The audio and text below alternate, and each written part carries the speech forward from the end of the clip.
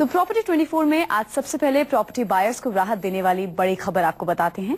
सालों से ग्राहक बिल्डरों की धोखाधड़ी का शिकार होते रहे हैं। घर बेचते वक्त बिल्डर हजारों वादे करते हैं, लेकिन पेमेंट करने के बाद ग्राहक फंस जाते हैं।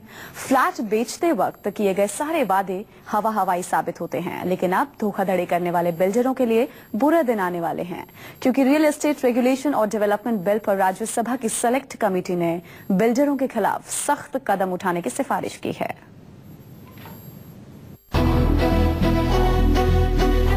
घर बेचते वक्त बड़े बड़े वादे करना,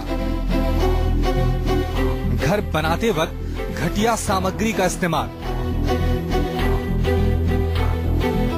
घर के प्रदर्शन में देरी, ये बिल्डरों को भारी पड़ने वाली है। उन बिल्डरों के लिए बुरी खबर है जो मीठे मीठे वादे कर ग्राहकों को फंसाते हैं और पैसा मिलने के बाद बायर्स को परेशान करते हैं। आने वाले दिनों में ऐसा करने वाले बिल्डरों को जेल की हवा खानी पड़ सकती है। सूत्रों के मुताबिक रियल एस्टेट रेगुलेशन और डेवलपमेंट बिल पर सुझाव देने के लिए बनी राज्यसभा की सेलेक्ट कमेटी के कई सदस्य चाहते हैं कि धोखाधड़ी करने वाले बिल्डरों और ग्राहकों को परेशान करने वाले बिल्डरों पर सिर्फ जुर्माना नहीं लगाया जाना चाहिए। सूत्रों के मुताबिक सेलेक्ट कमेटी के सदस्य चाहते हैं कि ग्राहकों से धोखाधड़ी करने वाले बिल्डरों को कड़ी सजा मिले। रियल एस्टेट रेगुलेशन और डेवलपमेंट बिल में धोखाधड़ी करने वाले बिल्डरों को जेल भेजने का प्रावधान हो। झूठे विज्ञापन देकर के उपभोक्ता को सुविधा देने का लालच देकर अपने माल को बेचना, ये संज्ञेय अपराध है। और अगर जो सुविधाएं विज्ञापन के जरिए प्रसारित की गई हैं, वो सुविधाएं अगर उपभोक्ता को नहीं मिलती हैं तो उसके खिलाफ सख्त कार्रवाई होनी चाहिए। रियल एस्टेट बिल पर बनी सेलेक्ट कमेटी ने देश भर में आम लोगों से मुलाकात की, बिल्डरों को लेकर लोगों की शिकायतें सुनी। लोगों की मांग है कि बिल्डरों पर सिर्फ पेनल्टी लगाने से काम नहीं चलेगा। पेनल्टी का बोझ बिल्डर ग्राहकों पर थोप देते हैं। बायर्स ने बिल्डरों के लिए सजा की मांग की है। देश भर में लोगों से बात करने के बाद सूत्रों के मुताबिक सेलेक्ट कमेटी के कई सदस्य चाहते हैं कि वादा खिलाफी करने वाले बिल्डरों पर सख्ती हो। रियल एस्टेट बिल में बिल्डरों को जेल भेजने का प्रावधान शामिल हो। बिल्डरों को 3 साल की सजा या 10% पेनल्टी का प्रावधान हो। हालांकि रियल एस्टेट सेक्टर से जुड़े जानकार बिल्डरों को जेल भेजने की सजा के प्रावधान को बिल में शामिल किए जाने के खिलाफ हैं। उनका कहना है कि ऐसा हुआ तो जिन निवेशकों ने उस प्रोजेक्ट में निवेश किया है, उनके पैसे की गारंटी कौन देगा।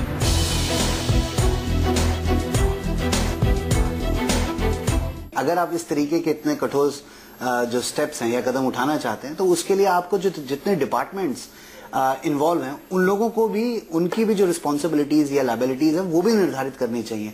क्योंकि एक बिल्डर को एक प्रोजेक्ट बनाने के लिए कई डिपार्टमेंट, कई अथॉरिटीज से निकलना पड़ता है। और अगर ये सिंगल विंडो हो जहां पर आदमी एक जाए और अपना प्रोजेक्ट को क्लियरेंस मिल जाए तो बहुत ही बढ़िया। ऐसा नहीं होता। एक डिपार्टमेंट को की जो रिक्वायरमेंट्स है उसको फुलफिल करने में ही महीनों लग जाते हैं।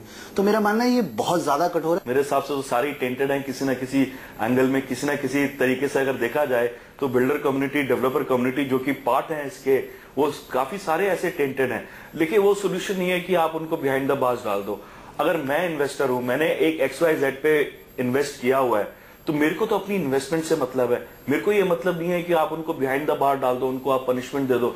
मेरी रिकवरी कैसे होएगी? कोई स्ट्रैटेजी ऐसी बनानी पड़ेगी जिसके अंदर वो सेफगार्ड्स रहें, इन्वेस्टर के, जो होम सीकर्स हैं उनके, और तरह तरह के लोगों के, वेंडर्स के भी सेफगार्ड्स रहें। एस्टेट सेक्टर से जुड़ा हर शख्स बिल्डरों के साथ खड़ा हो। SDFC के चेयरमैन दीपक पारिक के मुताबिक वादा खिलाफी करने वाले बिल्डरों को ब्लैकलिस्ट करना चाहिए। बिल्डर्स का परफॉर्मेंस जज करना चाहिए, बिल्डर्स को ब्लैकलिस्ट करना चाहिए जो पैसे लेते हैं कॉमन मैन से और घर नहीं दे सकते हैं। So real estate development bill तो हम कभी से पुश कर रहे हैं, अभी उसका इम्प्लीमेंटेशन होगा तो लोगों के लिए अच्छा होगा। There is a recourse if you don't get your house, you pay the money and you don't get the house. बिल्डरों की छवि देश में किस हद तक बिगड़ी हुई है, इसका अंदाजा इसी से लगाया जा सकता है कि खुद प्रधानमंत्री नरेंद्र मोदी भी बिल्डरों पर सख्त कार्रवाई की बात कह रहे हैं। घर खरीदार और बिल्डरों की मनमानी से परेशान लोगों की उम्मीद संसद के मॉनसून सत्र से है। मॉनसून सत्र के शुरुआत में रियल एस्टेट पर बनी सेलेक्ट कमेटी बिल पर अपने सुझावों और सिफारिशों के साथ अपनी रिपोर्ट राज्यसभा को सौंपेगी। रियल एस्टेट बिल को लेकर राज्यसभा की सेनेट कमेटी के कई सदस्य ये राय रखते हैं कि वैसे बिल्डर जो घर खरीदारों के साथ वादा खिलाफी करते हैं उनको जेल के पीछे डाल देना चाहिए। घर खरीदार कई साल से रियल एस्टेट बिल का इंतजार कर रहे हैं। अब सबकी नजरें मॉनसून सत्र पर है कि देखना होगा ये बिल आखिरकार संसद से पास होता है या नहीं। कैमरा में अविनाश राणा के साथ मनीष कुमार, न्यूज 24 दिल्ली। अगर आप घर खरीदने की सोच रहे हैं तो पहला सवाल यही होता है कि आखिर कब घर खरीदा जाए। घर खरीदने का सही समय क्या है? रियल एस्टेट मार्केट के जानकार बताते हैं कि प्रॉपर्टी खरीदने का ये सही वक्त है। ऐसा इसलिए क्योंकि बढ़ती इन्वेंट्री के कारण बिल्डर डिस्काउंट दे रहे हैं और होम लोन पर इंटरेस्ट रेट कम हो चला है। यानी घर खरीदने का ये बिल्कुल परफेक्ट टाइम है।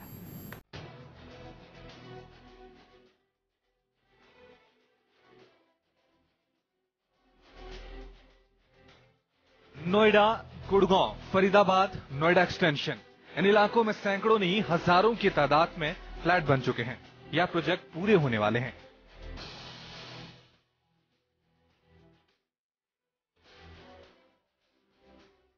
बिल्डरों के पास हजारों फ्लैट्स की इन्वेंट्री है, लेकिन बाजार में ग्राहक नहीं है।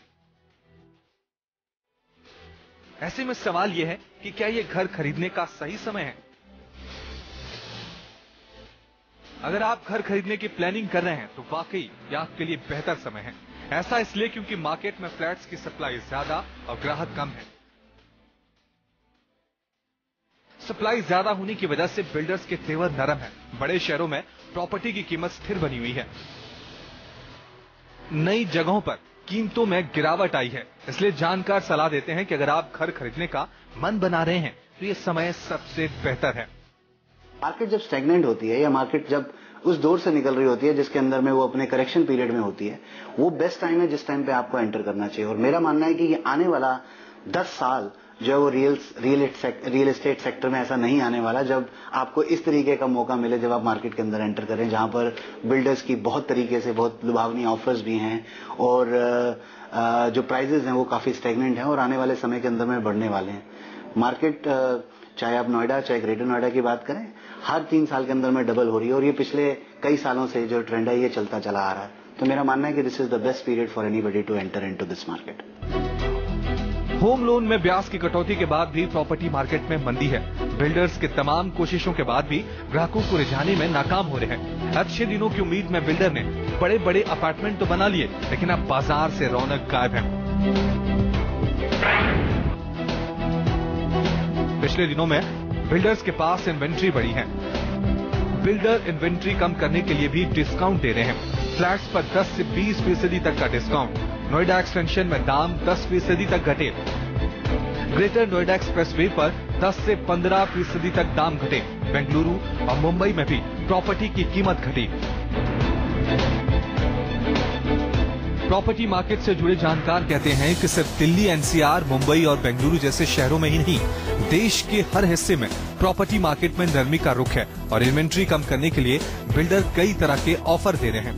अगर आपके पास फंड है, मान लो आपने एक प्रॉपर्टी बेची और उसका आपने कहीं और लगाना है, तो मेरे हिसाब से बहुत ही सुनहरा अवसर है, एक बहुत ही अच्छा टाइम है इन्वेस्टमेंट करने का। काफी अपॉर्चुनिटीज हैं फॉरेन इन्वेस्टर्स को लेके, अलग अलग फील्ड्स में इन्वेस्टमेंट्स की काफी अपॉर्चुनिटी है। तो आने वाले टाइम में एक काफी ब्राइट फ्यूचर है हिंदुस्तान का। इन्वेंट्री बढ़ने के कारण बिल्डर इस समय बेहद परेशानी के दौर से गुजर रहे हैं। रियल एस्टेट कंपनियों पर कर्ज का भारी बोझ है। ऐसे में बढ़ते ब्याज और कर्ज से छुटकारा पाने के लिए बिल्डर बायर्स को डिस्काउंट ऑफर कर रहे हैं, लेकिन बायर्स के फायदे की बात दूसरी भी है। होम लोन पर ब्याज की दर घटने लगी है। एसबीआई महिलाओं को 9.70% पर होम लोन दे रहा है। एचडीएफसी और आईसीआईसीआई जैसे प्राइवेट बैंकों ने भी होम लोन के रेट घटाए हैं। इसलिए होम बायर्स को दोहरा फायदा है। एक तरफ तो डिस्काउंट मिल रहा है, दूसरा होम लोन सस्ता हो गया है। इंटरेस्ट रेट रेगुलर कम हो रहे हैं और मानना यही जो आरबीआई गवर्नर का ये भी मानना है कि आने वाले समय के अंदर में और घटने वाले हैं। और इस टाइम पे जो बैंक्स भी है वो भी काफी लुभावने ऑफर्स दे रहे हैं अपने कस्टमर्स को इनवाइट करने के लिए कि वो लोन्स लें। इसलिए प्रॉपर्टी मार्केट की मंदी और ब्याज दरों में कटौती को देखते हुए जानकार कह रहे हैं ये वक्त घर खरीदने का सही समय है।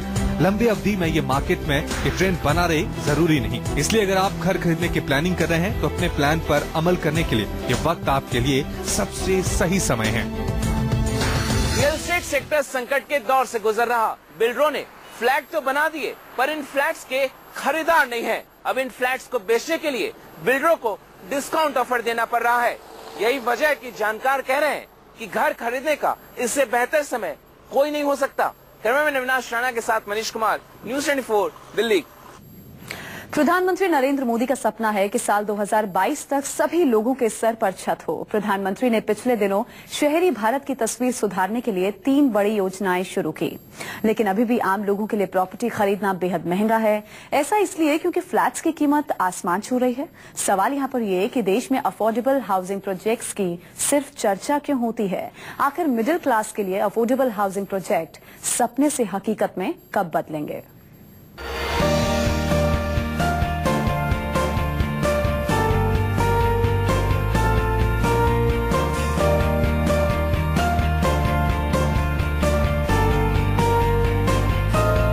सबका सपना एक घर हो अपना, लेकिन प्रॉपर्टी की आसमान छूती कीमतों के कारण आम लोगों के लिए अपना फ्लैट एक सपना ही बना हुआ है। बिल्डर्स का फोकस आम आदमी के लिए घर बनाने के बजाय खास लोगों के लिए खास घर बनाने पर ज्यादा है।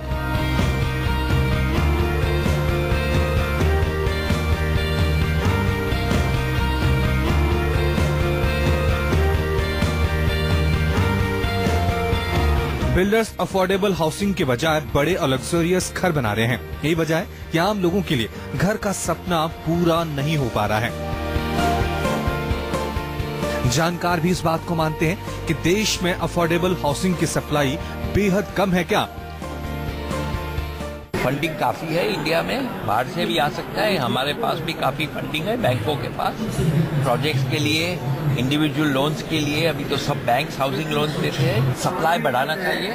अफोर्डेबल होम्स का सप्लाई नहीं है इंडिया में। सब लोग बड़े बड़े घर बनाते हैं। ये स्कीम के साथ छोटे घर बनाना चाहिए। अफोर्डेबल घर बनाए तो पीछे फंडिंग भी है उनके लिए, सब्सिडी भी है उनके लिए। So builders have to move, change their strategy to build more affordable homes. अब सवाल यह है कि अफोर्डेबल हाउसिंग है क्या? दरअसल अफोर्डेबल हाउसिंग शहरों में रहने वाले उन लोगों के लिए है जो एक खास इनकम के दायरे में आते हैं। पर अफोर्डेबल हाउसिंग किसके लिए हो, यह दायरा अभी भारत में तय नहीं हो सका है। बिल्डर्स अपने तरीके से अफोर्डेबल हाउसिंग को तय करते हैं।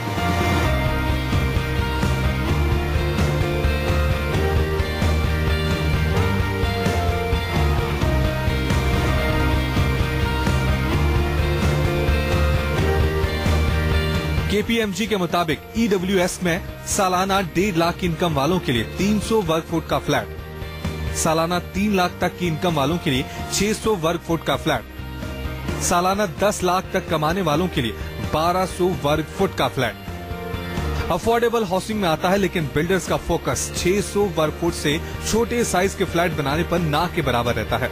आंकड़ों के मुताबिक 3 दशक में देश की 50% जनसंख्या शहरों में रहेगी।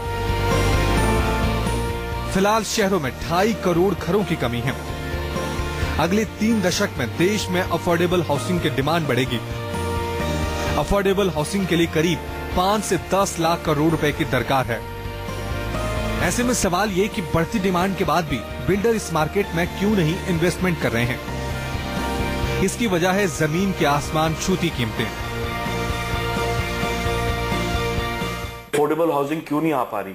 वो इसलिए नहीं आ पा रही, देखिए शहर के बीचों बीच में या शहर के आसपास के इलाकों में आपकी लैंड कॉस्ट ही इतनी है कि आप उसको अफोर्डेबल टारगेट करके या अफोर्डेबल बना के आप नहीं कर सकते। इसके अंदर गवर्नमेंट को कुछ ना कुछ इनिशिएटिव लेना पड़ेगा। जैसे पहले टैक्स रिबेट्स वगैरह मिलती थी आपको एक तबके के मकान बनाने में, तो कुछ ना कुछ इनिशिएटिव्स ऐसे लेके आने पड़ेंगे ताकि डेवलपर्स भी आकर्षित हो अफोर्डेबल हाउसिंग बनाने में। मोदी सरकार ने 2022 तक सबको घर देने की योजना लॉन्च की है। इस योजना के जरिए देश के 2 करोड़ लोगों को घर देने का इरादा है। खरीदारों को सब्सिडी पर होम लोन भी मिलेगा। इस स्कीम में EWS और LIG कैटेगरी के फ्लैट्स बनाएगी। लेकिन सवाल अपनी जगह कायम है कि आखिर प्रोजेक्ट को अमल में कैसे लाया जाएगा? जाहिर है सरकार बिल्डर्स को सस्ती कीमत पर जमीन देगी। अगर ऐसा होता है तब भी सवाल यही है कि मिडिल क्लास का क्या होगा?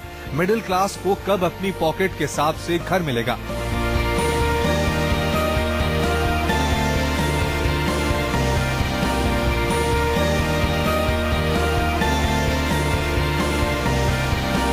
एक अदद आशियाने की हसरत पाले मिडिल क्लास के बारे में ना तो सरकार सोच रही है, ना है बिल्डर। बिल्डरों की मनमानी से परेशान होम बायर्स के लिए सोशल मीडिया एक नया हथियार बना है। सोशल मीडिया पर होम बायर्स फ्रॉड बिल्डर्स की पोल खोल रहे हैं। तकनीक के सहारे बिल्डर्स की मनमानी का जवाब दिया जा रहा है और साथ साथ धोखाधड़ी में फंसे ग्राहक एक दूसरे की मदद कर रहे हैं।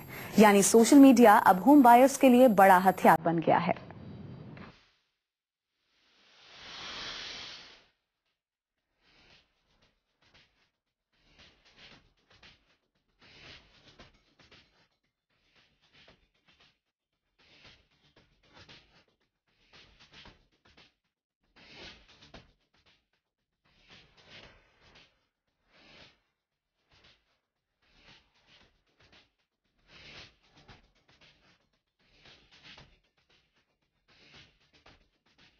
कंप्यूटर पर अपने फ्लैट के बारे में जानकारी जुटा रहा ये है इंद्रेश। इंद्रेश ने नोएडा एक्सटेंशन के एक प्रोजेक्ट में फ्लैट बुक कराया है। पोजेशन 2 साल पहले मिलना चाहिए था, लेकिन इन्हें अब भी डिलीवरी का इंतजार है। इंद्रेश अकेले नहीं है। दिल्ली एनसीआर में हजारों ऐसे बायर्स हैं जिन्होंने बिल्डरों को पैसा तो दे दिया है, लेकिन उन्हें अब भी अपने फ्लैट का इंतजार है।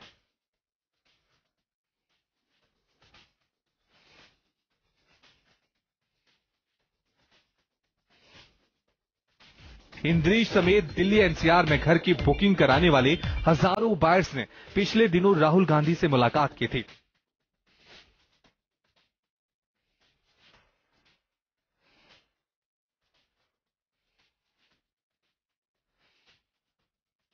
बायर्स ने गृह मंत्री राजनाथ सिंह और नोएडा से सांसद महेश शर्मा से भी मुलाकात की थी। इंद्रेश जैसे लोगों की उम्मीद थी कि इससे बिल्डर्स पर दबाव बनेगा, लेकिन उन्हें मायूसी हाथ लगी। रामा रमन जी से भी मिले हैं हम, यहाँ पे एमपी जो हैं महेश शर्मा जी, उनसे भी मिले हैं। जो भी उन्होंने सेंट्रल मिनिस्टर बन के तब भी मिले हैं हम।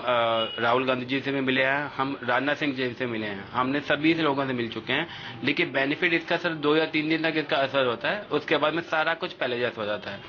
किसी से कहीं पर भी कोई भी सोल्यूशन नहीं मिलता। हमारे का सोल्यूशन चाहिए। मीटिंग करना तो हमारा पर्पज नहीं। हालांकि रियल एस्टेट सेक्टर से जुड़े जानकारों की माने तो घर खरीदारों के प्रदर्शन और नेताओं से उनकी मुलाकात का कुछ असर बिल्डर्स पर जरूर पड़ा है। बिल्डर दबाव में और प्रोजेक्ट को जल्द पूरा करने की कोशिश कर रहे हैं।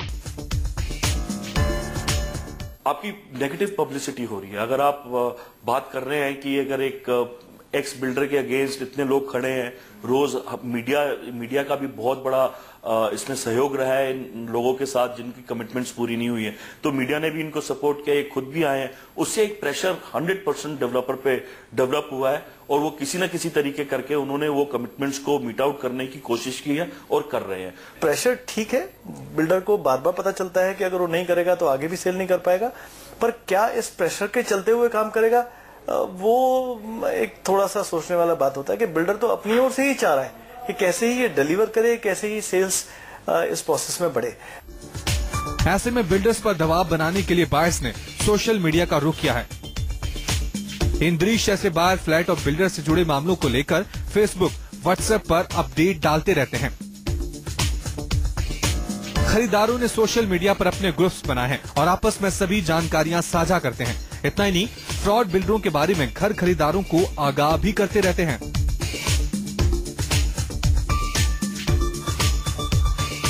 इसमें है कि जो बायर है वो ना अलग अलग जगह से है, इंडिया में ना अलग अलग, कोई इंडिया से बाहर से भी है, तो वो कैसे उसको पता चलेगा कि उसके प्रोजेक्ट करने में क्या चल रहा है। तो वो यहाँ पर है कि हम इन्फॉर्मेशन शेयर हो जाती है, आगे का नेक्स्ट प्लान क्या है, कब मीटिंग है, या बिल्डर कौन सा बिल्डर हमारे को कैसे तंग कर रहा है, एक्स्ट्रा चार्ज ले रहा है या पोजीशन नहीं दे रहा, तो ये सब चीज़ों के बारे में डिस्कशन हो जाती है। आप अगर एज एन इंडिविजुअल किसी डेवलपर के पास जाओगे तो आपकी सुनवाई नहीं होती। तो बहुत लोगों ने ये नोटिस किया, ये बात आज की नहीं है, ये मैकेनिज्म तो अब आया है कि लोग एक ग्रुप फॉर्म करते हैं, एक एसोसिएशन फॉर्म करते हैं और बहुत ही सोशल मीडिया में तरह तरह से उसको वो एजिटेशन अपनी प्रोटेस्ट को शो करते हैं। तो इससे बहुत फायदा मिला है उनको।